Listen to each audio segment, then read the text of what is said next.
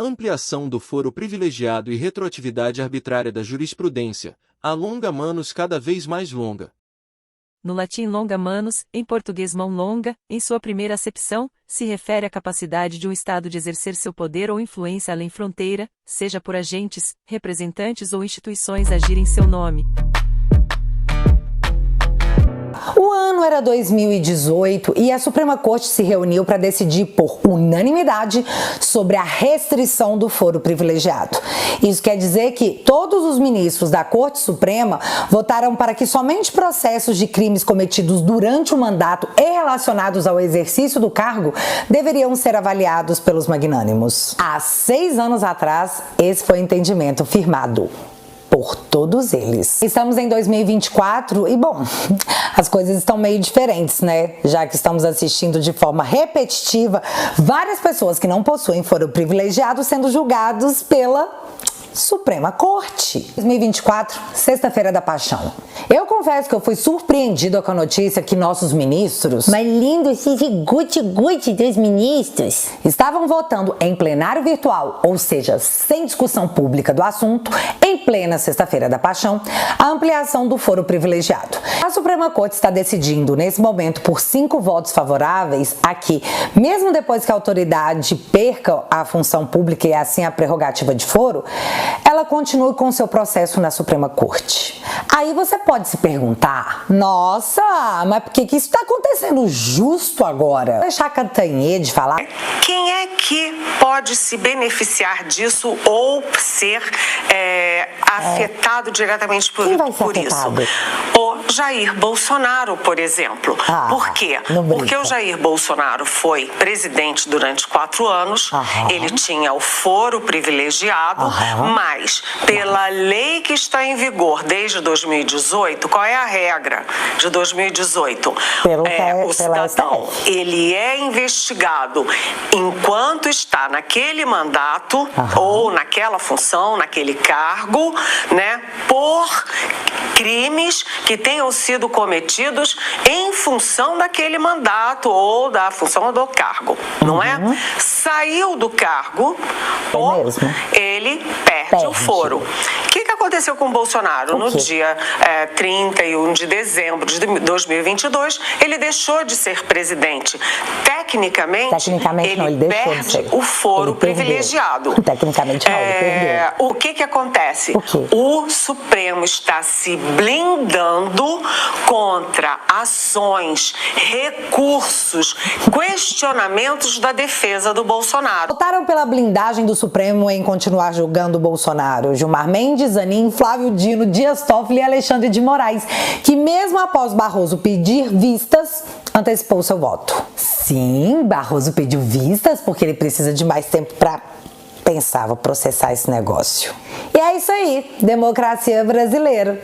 Gostoso demais, né? O que ocorreu em 29 de março na votação remota do Supremo? Por que o ministro Barroso pediu vistas? Surpreso com os votos? E o ministro Moraes, ao enviar logo seu voto, teria intenção de dar um recado? Cena 2, em 28 de fevereiro de 2024, STF reunido, julga o destino de sobras de voto nas eleições para deputado federal em 2022.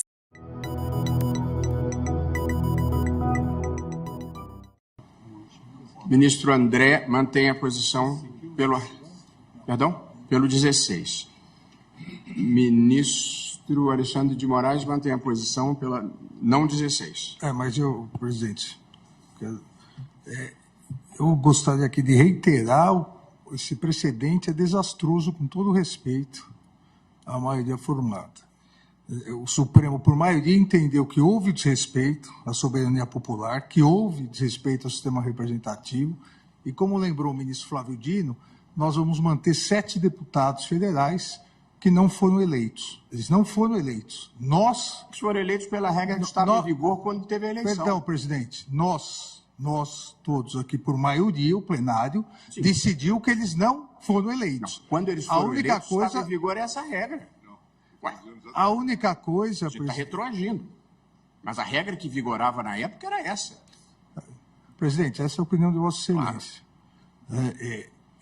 Nós estamos mantendo candidatos que juntos tiveram metade dos votos dos demais, apesar da maioria ter dito isso. Estamos aplicando o artigo 16, abrindo a possibilidade, a partir de agora, de qualquer mini-reforma que seja publicada dias antes do ano eleitoral, da anualidade, nós simplesmente vamos lavar as mãos, né? Porque só para a próxima eleição. Para a próxima eleição, essa regra pode mudar.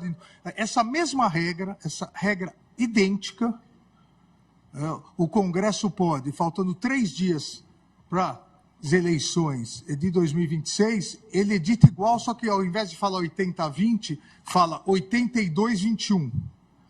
Aí vai entrar com outra ação direta, não vai dar novamente porque não pode. Então, realmente, o perigo do precedente é muito grande.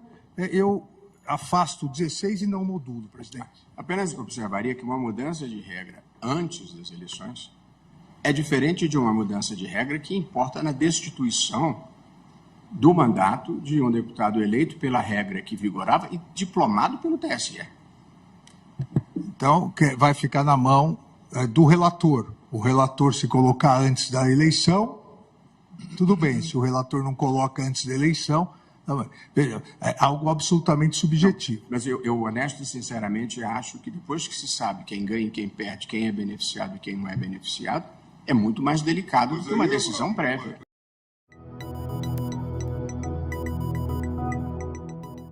E o que ocorreu aqui em 28 de fevereiro, um mês antes da cena 1? O ministro Moraes surpreso com o colega presidente ao defender algo rotineiro e consolidado? Como é o caso de não retroagir novas interpretações quando essas prejudicam quem está sendo julgado? Há relação entre essas duas medidas?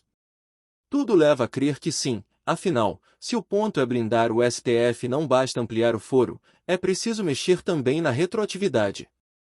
Casuísmos de montão. Entende-se também por longa-manos a extensão do poder de juiz ou tribunal sobre pessoas ou bens fora de sua jurisdição.